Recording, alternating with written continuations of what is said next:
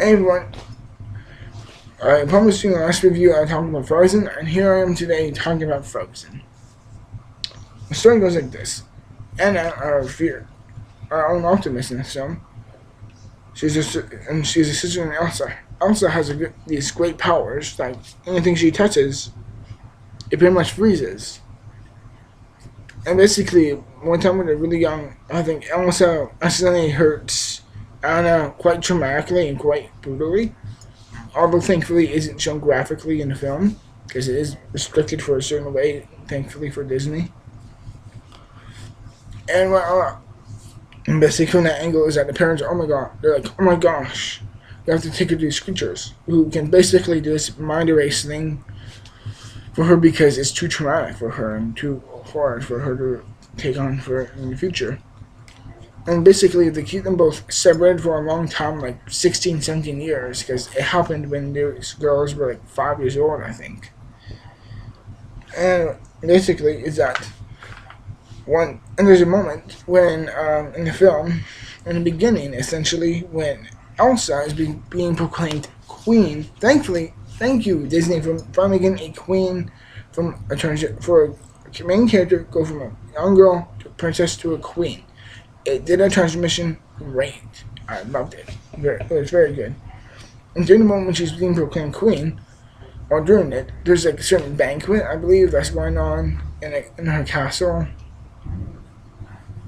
And basically, Anna kind of pushes her, or kind of pushes her to a corner, and accidentally outs Elsa's powers. And then from there, the city essentially has this kind of prejudice against it, but I don't know why.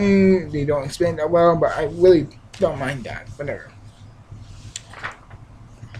And basically, Elsa runs away, and she built this huge ice fortress in like the mountains, and I think it's really. I love the way this thing looks. It's so cool, so creative, and so unique in its own way. I really, really, really liked it. And basically, her sister Anna has to go and find her because she has to free their home free from a permanent frozen bliss, and they're facing like really hard like summit changes, like very powerful winds and thunders and all this type of stuff. It's really intriguing and really really fun. It gives itself for a great great great adventure overall. And basically, she has a rescue her from that, and that she needs a reminder that she can conquer her inner power instead of becoming an ultimate monster in a sense. And she wants to help her above all. She wants to help her come back and rescue everything from her. Here's what I really like this movie. The voice acting to me, in my own experience, is an unknown. Except for Kristen Bell. Kristen Bell. I'm sorry, I got that wrong. As Elsa, and I thought she was really, really good. I thought she was really, her voice acting was very good. Everyone else to me in this film was a total, I don't know who you are, but that works to, in my opinion, that works to the film's advantage. It really does show how, these type of actors, in your view, may not be that big to you, but they can have this big impact on you, and it really does show well, especially in all these characters. And the music I also thought was very, very, very good. Although there is a song sung by these troll rock creatures. I don't know what they're called, but whatever. And they sing this song, and it's okay, but it seems really filler-ish. And I don't think that's all that great compared to the other four. There's a total of 5 songs in this movie, and I think about only 4 of them in my total I really, really, really, really liked. What I also really liked is the animation is crisp and top notch for Disney. This is easily taking the 21st century for their own advantage, using this type of technology and greatness from animation and project it brilliantly on this film. The moment when pretty much Allison can do like cast ice, pretty much. It really looks like real snow or real ice coming from it in a really, really gives it a great viewing experience for the film. And in the end, there is these two main twists in it, and I thought overall these two of them, one of them was very good, and the other one was just okay. But what can you do? I can't change the film. And there's this little character. A lot of people were preparing for this little snowman character that you see in the trailer.